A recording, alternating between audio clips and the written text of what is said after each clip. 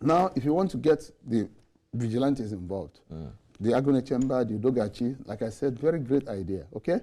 First and foremost, if you're intentional about it, you need to profile those that you're putting in place. The first thing is to profile them. When you've profiled them, then you make sure that every one of them that is going to be brought into the system has a surety or a guarantor. So that anything that happens, you know how to be able to reach that person. The second thing is that you must train them. This was just haphazardly brought together.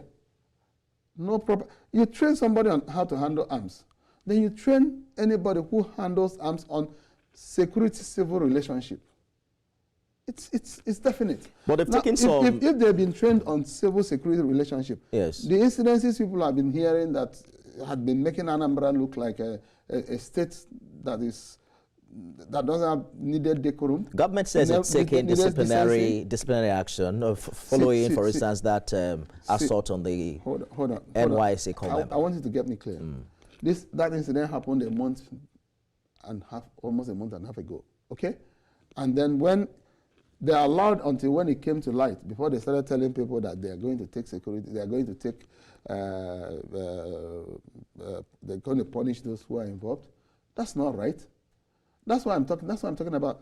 You must profile those you're going to put into security, and then you need to train them. There are ways the security personnel can approach a civilian. There are ways. There are rules of conduct. Okay, but because they were haphazardly brought together, these rules of conduct was not imparted into them. Again, even the Udogachi and the Agone Chamber, I can tell you, I feel for those young men again, myself, on my own part, because if you're going to deploy them to go and chase criminals and the rest of them, you need to give them befitting vehicles, okay?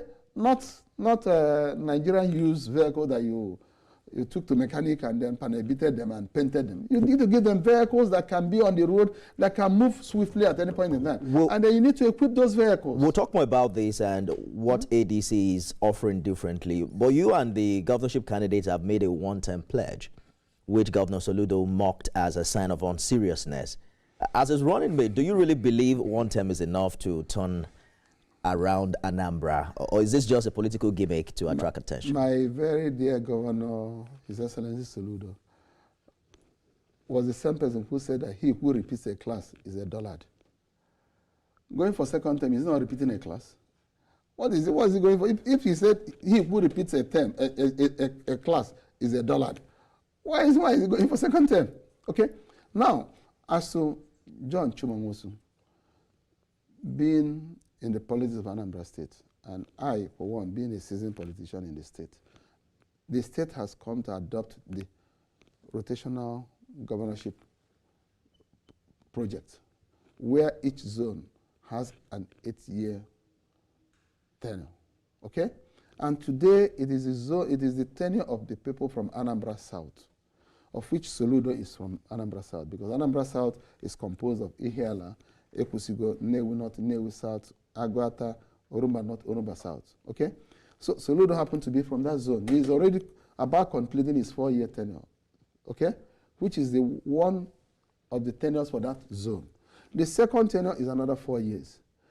John Chumanwosu happens to come from Odeda Nnewi in the Nnewi. And I understand that clearly, but the point I'm making is this. Because political stakeholders are of the opinion that, yes, you want to serve the remaining 4 years, but you don't believe in these policies and directions. That means you're going to start all over again in another 4 years, which gives you not enough time to be able to complete what you're bringing on the table. See, we are Anambrans, okay?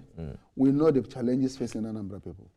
That's why John Chumanwosu and myself had been able to put it into what we call the 7 key pillars, the SHEMS, which the first is security. The second issue is health, okay? The third issue is education. The fourth issue is economy. The fifth issue is the environment. The sixth is market. You know, Anambrans are good traders, okay? And then you have the social welfare. See, the problems confronting Anambra State, it's well understood by us. And you can fix it in 4 years. Definitely within 4 years. Let us talk about revenue. Not only has he promised, it's not just a statement of the mouth. He's sworn to an affidavit which will be placed before Anambrarians during a televised debate. Okay?